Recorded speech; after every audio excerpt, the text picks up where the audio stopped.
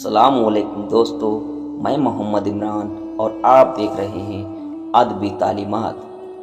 ایک مچھوارے پر ظلم کا قصہ، ظلم سے بچو۔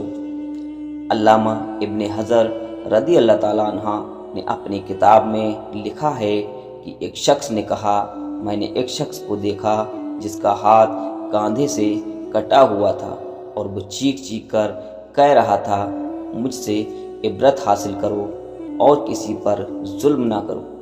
میں نے آگے بڑھ کر اس سے پوچھا کہ میرے بھائی تیرا قصہ کیا ہے؟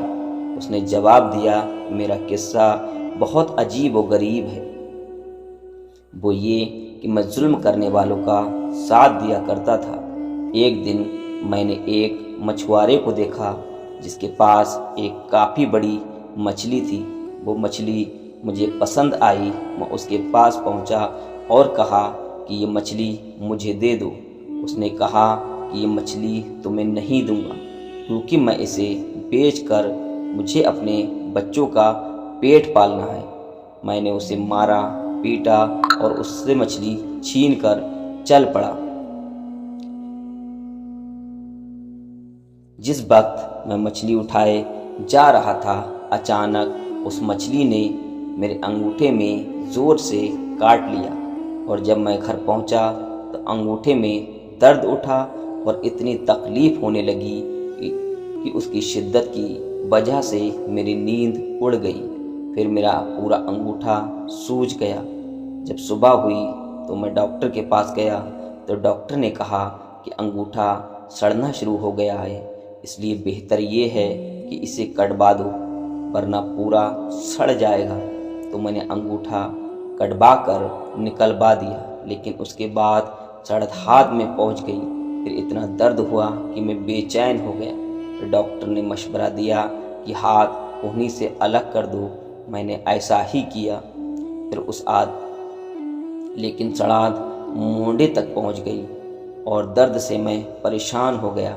پھر مجھے یہ مشورہ ملا کہ پورا ہاتھ کٹوا دو ورنہ تکلیف پورے بدن میں پھیل جائے گی۔ اور اب لوگ مجھ سے پوچھتے ہیں کہ آخر یہ تکلیف مجھے کیوں ہوئی، تو میں یہی قصہ سناتا ہوں۔ یہ قصہ سن کر انہوں نے کہا کہ اگر شروع میں تم اس مچھوارے کے پاس جا کر معافی مانگ لیتے اور اس سے کہہ سن کر راضی کر لیتے اور مچھلی اپنے لیے حلال کر لیتے تو یہ ہاتھ نہ کاٹا جاتا۔ اس لیے اب جاؤ اور اسے ڈھونڈ کر خوش کرو ورنہ تکلیف پورے بدن میں پھیل جائے گی۔ میں مچھلی والے کو پورے شہر میں ڈھونڈنے لگا۔ آخر ایک جگہ اس کو پا لیا۔ میں اس کے پیروں پر گر پڑا اور رو رو کر کہا، تمہیں اللہ کا واسطہ تم مجھے معاف کر دو۔ اس نے مجھ سے پوچھا، تم کون ہو؟ میں نے اسے بتایا کہ وہی شخص ہوں جس نے تم سے مچھلی چھینی تھی۔ پھر میں نے اس سے اپنی کہانی بیان کی اور اسے اپنا ہاتھ دکھایا تو مچھوارا بھی یہ سب سن کر دیکھ کر رو پڑا اور کہا کہ میں نے اس مچھلی کو تمہارے لیے حلال کیا کیونکہ میں نے تمہارا حشر دیکھ لیا۔ پھر اس آدمی نے پوچھا، خدا کا واسطہ مجھے بتاؤ، جس دن میں نے تم سے مچھلی چھینی تھی کیا تم نے اس وقت کوئی بد دعا دی تھی؟